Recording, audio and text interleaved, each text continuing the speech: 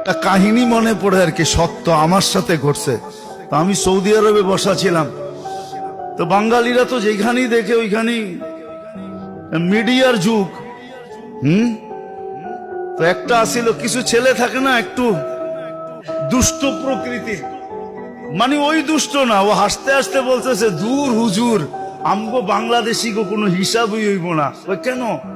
ওই কিয়ামতের দিন আল্লাহ জিজ্ঞাসা করবে, তোকে দেশ কই? কয় বাংলাদেশ। কইব যা, তোরা এমনি জান্নাতে যা, দুনিয়াতে বহুত কষ্ট করছ তোরা।